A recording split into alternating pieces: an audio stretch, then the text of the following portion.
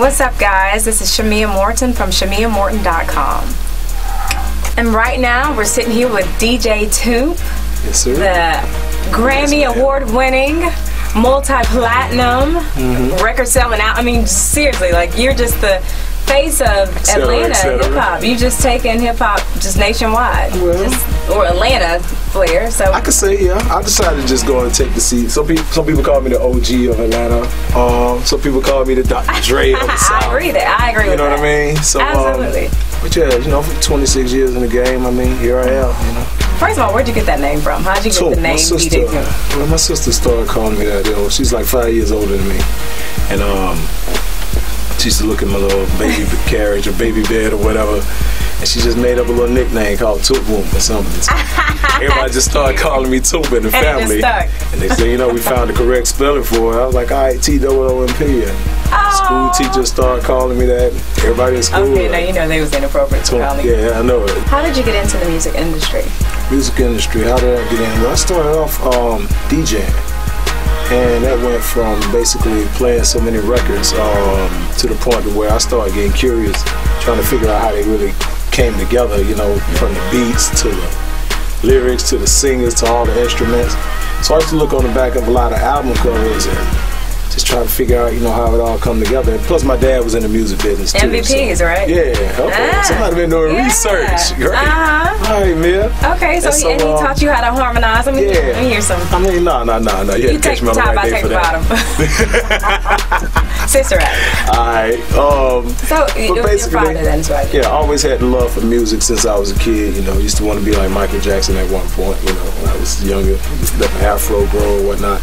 Nice. But, I would love to see that. Yeah. Well, some old photos on the internet. You can pull them up. Yeah, we'll have to get that. Got to dig in a little bit. We'll have to get that. But basically, I mean, from just being around it, just loving music. The first time I heard someone DJing, actually like mixing records together and scratching, you know, definitely influenced by Grandmaster Flash. And that was my the first level as far as, you know, putting my hands on the music and really getting into it, and that was from the DJing perspective. I mean, you work with so many people, like Mariah Carey, T.I., Kanye West, Uncle Luke. I mean, everybody. Like, who would you say you've had your most memorable sessions with? Most memorable sessions, I would say Kanye, T.I.,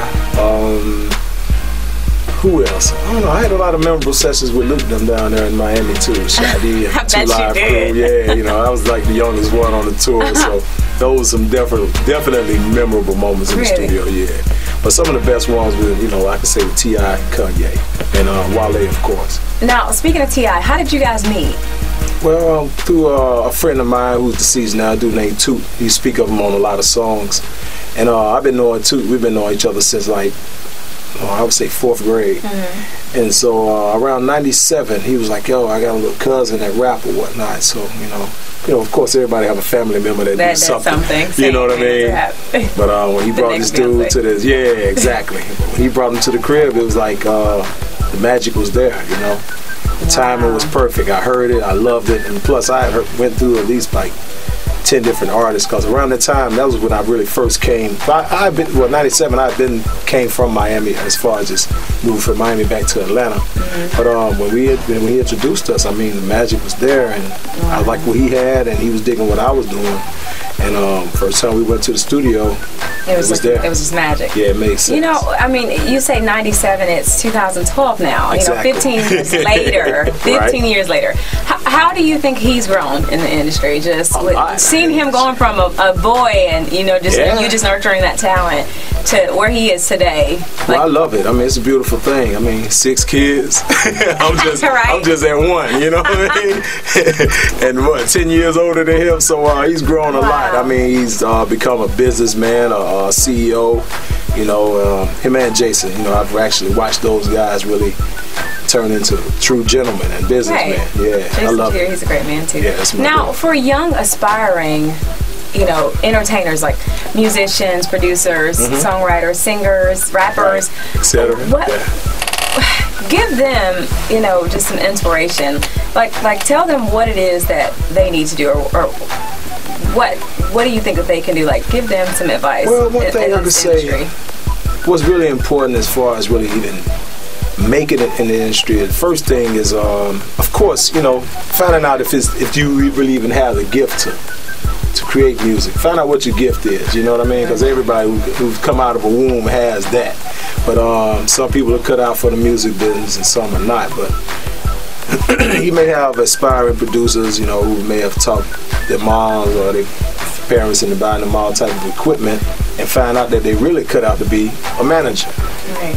Or you may be a singer, but you may be end up later on finding out you're a better producer. So how did you know that this was your thing? Okay, now what I'm about to say, I didn't go to school for anything. I just knew I could do it. First time I saw someone DJing, and after listening to music, by the time I got into a studio, I just knew how to actually program and make beats. So, you know, rhythm definitely plays a major part, you know. I used to dance a little bit, you know. So now you're gonna try to get me to sing and dance. But I would really say, but just as well as knowing the equipment and knowing how to create music, you know, I would say pick up a book and learn the actual business. You know what I mean? That's very important. I mean, okay, once you find out that you have the knack to create great music, now who's gonna handle your business? Do you know about getting an attorney? Finding a good manager? Do you know about publishing and your royalties? All that's important. I mean, if you don't get into that aspect of it, you might well just consider it as a hobby. With everything that you've experienced, what are some of the major challenges that you have had in this entertainment industry? Well, I wouldn't really even call them challenges. But I could definitely say I went through the swamps of it, you know. Producing songs on major projects and not getting royalties because, I mean, I was only like 19, 20 years old. You just didn't have no OGs in my ear just pulling me to the side, telling me what I was supposed to do or what I was supposed to be receiving. And it was just like signing work for hire contract, you know, $2,500 for a track, no publishing, no royalties. I'm talking about on albums like the New Jack City soundtrack that did like $3 million. Wow. And all I got was about like $1,500 up front. Oh. But I can't blame nobody but myself, yourself, though. Because you just weren't. Exactly. And it was a learning experience. That education. Educate yourself. Yeah, that's so important. I mean, I would put that first, you know. Then find out how good you are doing music. At least understand the business first. What are you doing right now, and what are you looking to get into? Now, that's crazy. You must hear my wheels turning. I'm slowly getting into scoring and creating, basically bringing the movie soundtracks back into the game. You know, everybody broke their necks to get the New Jack City soundtrack. What was that? Above the Rim was a very amazing soundtrack. I mean, Death Row had that. So I wanna bring that back into it. I mean, because I'm a movie buff, and at the same time, I love just, you know, I pay attention to the music that goes along in movies, you know, just as well as the soundtrack and the score. And I'm trying to basically cover both those sides. Very some of these networks, you know what I mean? I mean, you've worked with so many heavy hitters in the industry, some of the top names. Kanye West, T.I., Mariah Carey, you know. I mean, that's just to name a few. Give them the rest. Like who? Oh my gosh. Let me see. Game, Jay-Z, Hello to the Bad Guy, Rick Ross, White House, It's Me, Pitbull, Thugs, Bone Thugs and Harmony, Slim Thug, and the list goes on. It goes on from Luda to Lil Jon and the East Side Boys, and I mean, yeah, it's a long list. Well, maybe the question should have been, who have you not worked with? Honestly, believe it or not, I feel like the only two people that's left who I would love to work with, maybe a little more than two, but right now it's Snoop. I never done any work with Snoop Dogg. Haven't done any work with Wayne, and I definitely want to get in with Drake. So yeah, those are like three of my targets this year, or either next year. Whatever happen. Well, I'm gonna make sure. Even if I knock out two out of those three, I'd be happy. But yeah, definitely. Okay. Wayne, Snoop, Drake, and let me see who else it may be. I ain't gonna lie, sometimes I feel like I could bring LL back. I like LL. Yeah, I think I could bring LL back. I don't know where his mind is as far as the rap game and whatnot. But everybody else, yeah, I've tackled them. How many songs have you produced that haven't even been used, just that are just sitting in your repertoire? Oh my God, you want to go through the disc? I got a K-Swiss box, Air Force One. Thousands and thousands of songs, unused material. A gang of them. What? I mean, like when you were in the lab, I really wish I could. I need to count because I have. I would love to know the number. I would love to know. Honestly, I would pull out of this right now. I think I have stuff all the way back from what, 90, maybe about 93 in here. Oh. Up to now, yeah. I don't want to feel like a pack rat, but. I mean, you've been in the game so long, and you know, I'm sure you've just seen technology and you know, equipment and everything has just changed and evolved into something just so. Yes. How have you seen it change? Well, I'm gonna tell you the first thing that I saw is when the major changes when they went to the CDJs as far as being a DJ, because I'm so used to records and, you know, picking up the wax and cleaning them off and dusting the needle off. But the next thing you know, we got CD turntables to where you don't even really have to even be a true DJ to scratch no more. So that was the first level. And then from where I come from, you know, from producing for so long, I mean, in order to have a decent studio, you used to have a budget of at least, what, about $30,000. So you either had to have a neighborhood drug dealer or an athlete or somebody who just got money from a lawsuit to really invest in you. So it took about, for a keyboard, mixing board, it was like $30,000. Sometimes about 25 to 30 just to have a complete studio. But nowadays, I mean, we got Fruity Loops, Logic, Reason, and all these software programs, which basically is a complete studio all in one bundle as far as a laptop or a PC or whatever. Shoot, just think you can find a computer for about, what, $400? And if you got a homeboy with a disc, he can just download the program. So now you can really have a studio with a budget of $300 compared to $30,000. So that's why so many people and their moms now can call you and say, hey, my son a producer, my son rapping now, he got a studio in the basement. Well, you know? What equipment or what do you rely heavily on right now? Oh, my Mac plays a major part, my computer, and that's and in my Mac it consists of 3 different softwares. One called Reason. If you pull it up, you'll see I did a lot of interviews with them because I actually helped them design some of the programs. Logic, and really a lot of hardware. You know, my MPC, that's an old drum machine back from like the 80s and 90s. I still use a lot of hardware, my keyboards, because you got a lot of people like, you know, like this keyboard right here. You got new producers who never touch these. You know, they just get the mouse and click, and you know, I'm hearing some incredible music they put together. You know, shout out to Lex Luger. and I hear some of his stuff, and I'm like, dog, that dude not even playing it. This kid is a whiz. Just know how to with the mouse. Click with the mouse. So, I mean, technology it's good. I'm not gonna say it's good and bad, but it's ups and downs to it. One thing, the good side I would say is that, you know, it's great sounds coming out of it, and it's great music, and you know, it's actually changing kids' life. I mean, you know, if you got this dude who's a producer just in his mom's basement, and boom, he mess around and produce a song, and it end up blowing through the charts. You got your own house. You bought your mom a house, and the artist that you produce. So everybody's eating. Everybody wins.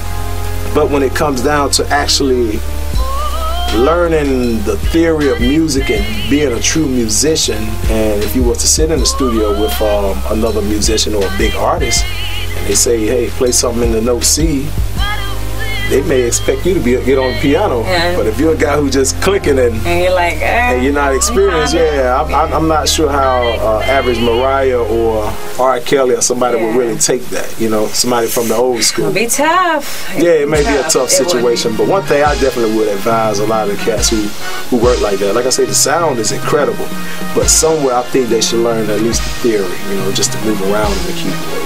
You making this beautiful music, at least learn how to play it if you need to. You know, I think that's important. All right. How do you feel about people downloading music from the internet and just being able to access these records so easily? It's almost like, just like we talking about the digital analog world. It's like a double-edged sword. I mean, it's definitely convenient. Convenience is all basically taking over in everything, you know. The only thing you haven't took over is real estate game yet. But as far as it's convenient, you know, you don't have to go to the record store. You don't have to. You can just sit there and get the whole album just by clicking. But I think you got to look at the other side of it. It's like, all right, now the record stores are going out of business. Now you got Best Buy shutting down. A lot of stores that was kind of eating off of selling music are not getting it anymore. Non-existent. But see, the thing about it, I think what happened is, because from coming, I'm old school. I'm just gonna let folks know. I mean, you know that. But from coming from where I come from, you're more like on the Ray Charles movie when he was like, would I be able to keep my masters? You know what I'm saying? When they were talking about, the publishing, and where he was like, hey, y'all can get this, but as long as I can keep the masters. And the masters basically is the tape that you record your whole album on. All separated, your vocals, the guitar players, all the instruments all separated. So that is like gold. Back in the days, having a master was like having a block of gold. But now, from this digital world, everything been done with computers, it's really no more. It's not tangible anymore. So it can go. Your masters could be in anyone's hands now, because once it's in a computer. And see, that runs you into the problem of people stealing music and there it is. People's albums leaking before they're all that. Dropping. It's such a headache. Yeah. So the convenience, that's the only good side I could say, but it's definitely taking a lot of food out of people's mouths. I would say that. I mean, in your opinion, how could we combat that? I think basically what what they say is going. They get ready to start really regulating as far as what you download, how you go about downloading it. Somewhere it needs to be regulated, because right now it's kind of running wild. I mean, you have an album that just may come out tomorrow, and next thing you know, you could just listen to the whole thing just by pulling up on the internet or download it. And one thing you can't stop is an audio signal. You see what I'm saying? So somebody could tell you, hey, yeah, you can listen to it, but you can't get it. No, but you got a plug that can go to this CD player. You could go through each song and let the CD player record it, and you're gonna have the album on CD. So it's kind of, I don't know. They need. I think it's time for them to start regulating that. So all this little stuff that they're coming up with. I mean, I hate that they get ready to. Even with YouTube, I think they're getting ready to just really start regulating that stronger. But Prince don't have any songs on YouTube. None. Yeah, you can't pull up not one Prince record. He took a stand on that. Like, hey, ain't none of my stuff gonna be on YouTube. Period. Yeah. And he was the first one selling music on the internet, if you think about it. So he's been ahead of the game. Prince is like an alien. Wow. I never thought of that. Yeah, when he came out with that Black album, that's when he had his, when he was going through the thing with Warner Brothers. He was the first person to sell a song on the internet. Yeah. But at the same time, he got his hands on it to the point where y'all can't even play any of my music on here. He's a bad man in a good way.